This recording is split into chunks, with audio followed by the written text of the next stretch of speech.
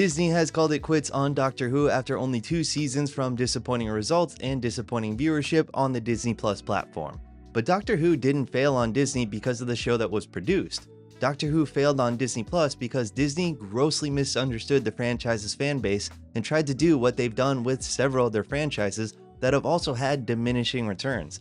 So let's break down where Disney went wrong with Doctor Who, what mistakes they made in acquiring the show, and what Doctor Who should do instead with its uncertain future. But before we get into all that, please don't forget to subscribe to my channel if you haven't already. I do deep dives on the film and TV industry and break down news and trends. So if you're into any of that, please subscribe. Thank you so much for watching, but let's get into it. Doctor Who began its run bringing back cult fave David Tennant to help bring in old fans to the Disney Plus platform in preparation for Ncuti Gatwa to take over. And even though this franchise has been running since the 1960s and has a built-in fan base, it failed to perform well on the Nielsen streaming charts, and it's very easy to say that the show's quality just wasn't there and that's why people didn't tune in. But that's not exactly correct. The show did have good reviews and the quality didn't have anything to do with the poor performance. It's not like people wanted the show, tuned in, and then didn't like what was given to them, and then walked away. If so, we would have seen that on the Nielsen streaming charts. It would have done well, and then viewership would have died out as the season progressed. We've seen this with a ton of different shows where the premiere does very well and then it falters, but that didn't happen with Doctor Who. So you can't blame the quality here. You can critique it and not really have enjoyed the show all that much, and that's fine. I personally did enjoy the newest seasons, though there are some episodes that I definitely hated, like Space Babies. But at the end of the day, people just didn't watch it, even from the very beginning. And before you bring up the audience reviews I showed on screen just now, I couldn't give a fuck about any of those audience reviews because they don't prove anything, since those reviews are routinely only used to hurt shows by review bombing it, even before the show actually releases, as it's been proven, and therefore they can't be trusted. And also, those reviews are usually just flooded with pathetic racists who are mad about seeing a black person on screen. And we'll touch more on the whole wokeness of the show in just a little bit. But anyways, Doctor Who was reviewed very well and there is a fan base to this show, and yet it still didn't do well on the Disney Plus platform. And why is that? Well, it's because of something that Disney has a massive problem with when it comes to their franchises. They expect way too much, way too soon, and they also misunderstood the power of the franchise's fan base, especially the American fan base. When Disney signed Doctor Who in 2022, they apparently did it with the goal to Marvel-ize the series, and that right there tells me everything I need to know about why this failed.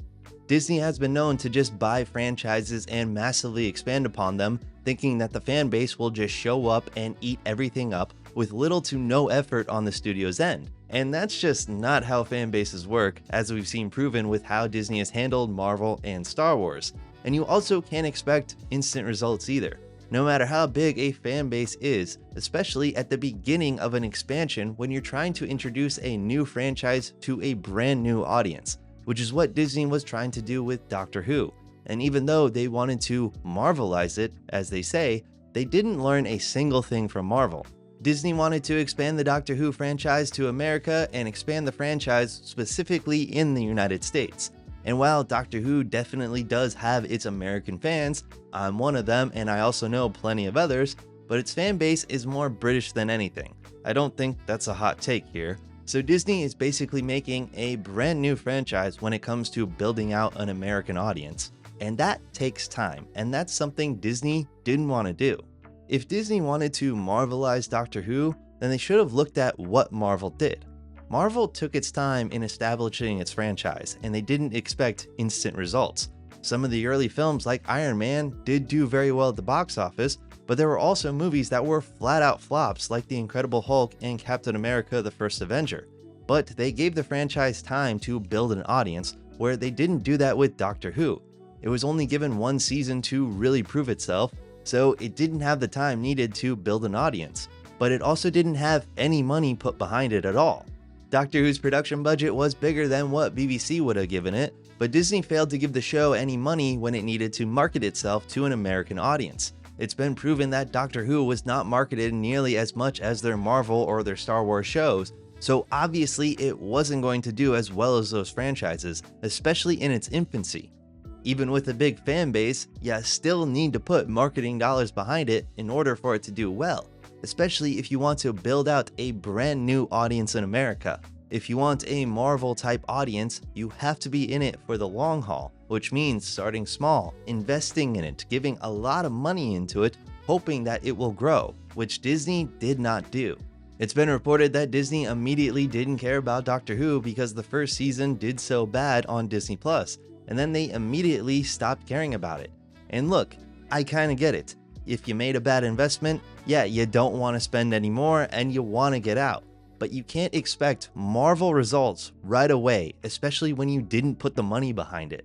They put all their money behind the show, and that is a good thing. And they did start the process of Marvel-izing it by making a spin-off show called The War Between the Land and Sea, which should be out possibly this December or next year.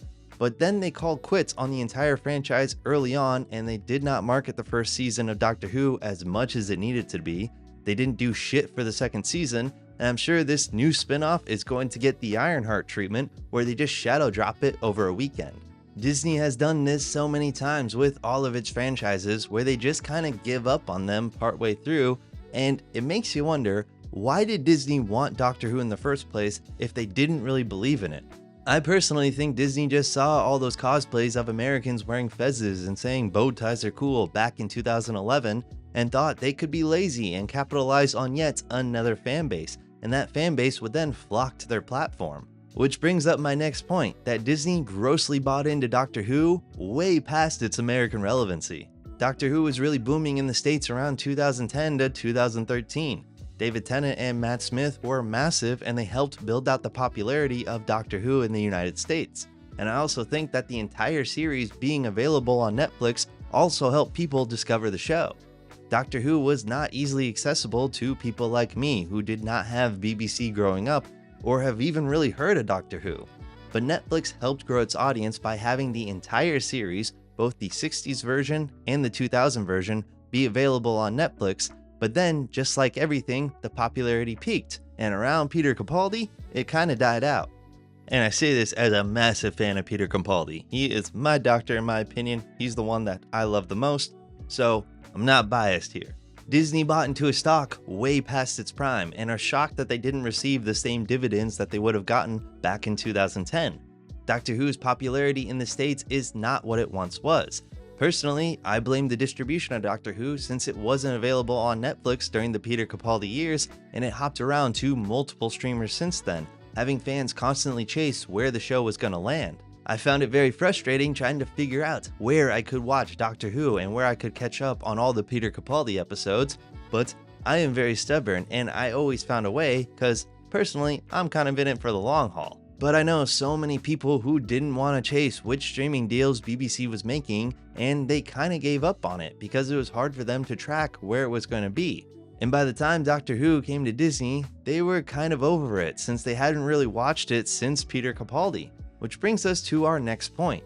Disney bought Doctor Who when its streaming rights were all over the place. Say people watched the new Doctor Who and they really enjoyed what Disney did and they wanted to go further into the franchise. Could they dive into the Disney Plus app and watch all the past episodes and specials, increasing the watch time and making Doctor Who climb the Disney Plus charts, giving the show more word-of-mouth buzz?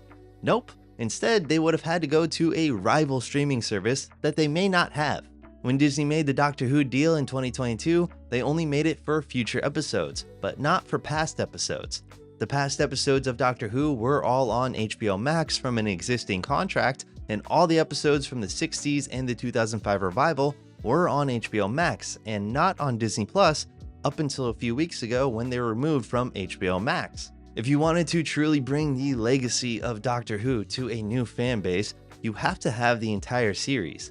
That's why it worked so well in 2011 or 2012, because the entire series was available on Netflix, both the 2005 series and the classic series from the 60s. I personally knew a ton of people who had never watched Doctor Who before, but then they hopped into Matt Smith, and then they went back and watched the entire Christopher Eccleston series, and then they went back even further to check out what the classic series was. That was all possible because it was all available on Netflix, all in one place. But Disney didn't have that, and they expected the exact same results. And yes, Ncuti Gatwa's Doctor Who was written to be introduced to new fans who don't need to watch all the past episodes for it to make sense, and they should have no knowledge of Doctor Who and it still should be enjoyable for them. But still, it wasn't smart to only have one season of Doctor Who on the app if you wanted to build it out to be a massive franchise, since the only place to continue the fandom is not on Disney+. And then of course there's the whole wokeness of Doctor Who, right? Which apparently turned off America from watching Doctor Who, and personally, I think that's a load of bullshit. Doctor Who has and always will be a quote-unquote woke show, if you want to call it that. Dating back to the very beginning of Doctor Who, the women characters were always portrayed as incredibly smart and capable, which was very progressive for the time, and it also had a ton of anti-fascist messaging with the Daleks. And even as the show continued, there were elements of women's liberation, anti-Thatcherism, and environmentalism. The list goes on and on. It was always a very progressive show. Was the trans storyline in the specials just a little too on the nose since it played directly into the plot? Sure, I will give you that, though I am happy that a trans character was eventually used just like any other Doctor Who character was used. Her gender identity faded into the background and it didn't become her only defining trait, and I'm sure members of the trans community who are fans of Doctor Who enjoyed seeing themselves represented on screen, especially in a major franchise. And was Disney in its usual self-boasting way that it had a gay kiss on screen and they thought they should be celebrated for doing so like they've done with various Marvel and Star Wars properties, even though it is 2025 and that really shouldn't be that big of a deal and it's kind of the bare minimum for representation? Absolutely. But Doctor Who has always been a very progressive show, and if you think otherwise, you've clearly been watching this show with your eyes closed and your ears covered. But according to insiders, they stated that MAGA politics had something to do with this cancellation, and I personally don't think that's the case. Like I said, if people tuned in and they were upset with how woke it was, it would have reflected so on the Nielsen charts, with the season premiere or with the specials, and neither was the case. Were there probably some people upset that a queer black man was representing Doctor Who and then they didn't tune in after finding out? Sure, but first off, fuck those people. But also, if you look at the data, even before Ncuti took over, people still would have shown up to at least see David Tennant in the Doctor Who specials, before the trans storyline took over, before a black openly queer man took over. But they didn't, and I think that's when Disney realized the massive mistake that they made with Doctor Who. Doctor Who, as big as it is, was never going to be this big Marvel-type show that everyone watches.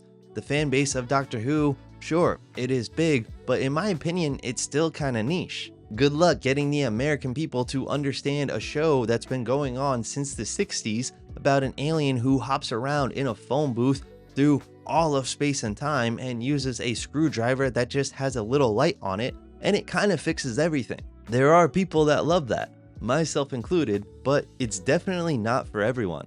This show hit lightning back in the 2010s with its American popularity, but at the end of the day, it is a niche British show, and it always will be. No one should be trying to make Doctor Who something that it's not, which is what Doctor Who should do going forward. A huge reason why BBC partnered with Disney is so that they could increase the budget of the show, and now without Disney, Doctor Who will now have to go back to having a smaller budget. But that's actually a good thing, and what they should have been doing all along. No one was watching Doctor Who because of the phenomenal visual effects. Ever since Doctor Who began, the Daleks were literally a box with a plunger on it, and people were okay with that. Doctor Who fans are kinda like horror fans in my opinion, where they are willingly able to accept bad effects because that's okay, that's the genre that they signed up for, and Doctor Who thrives best when it's more of a low budget show. Even the best episodes of the Ncuti Gatwa era were the low budget episodes, where there were still high stakes, but they were able to expand upon philosophy and the Doctor's ideals. Doctor Who needs to be okay with just being a niche British show. In terms of expansion, the people who want to dive in, they will find this show, and they will, but it's never going to be a massive Marvel type show, and that's okay. Not every fandom needs to be. But whatever Doctor Who does, whether that be having Russel as the showrunner again, or bringing in someone new, what they need to do is make sure that whatever next deal that they make, they ensure all episodes of Doctor Who are in one place. That way, when they have a new season and newcomers dive into that new season and want to dive further back into the Doctor Who catalog, then they're able to. And just maybe they'll get back to that 2010s popularity they once had, where everyone was dressing up as their favorite Doctor. But even if they don't ever get to that popularity again, it'll be okay, as this franchise has proven time and time again that it's a staple in culture, even though it's not in my culture, and it will always have people who will happily tune in and see what the Doctor's up to. What did you think of the latest season of Doctor Who, and what streamer do you hope gets the property next? Let me know in the comments below, and please don't forget to like this video, as it does help push it out into the algorithm and find more people like yourself. I hate asking, but it really does help, and if you subscribe, I'll see you in the next one. Thank you.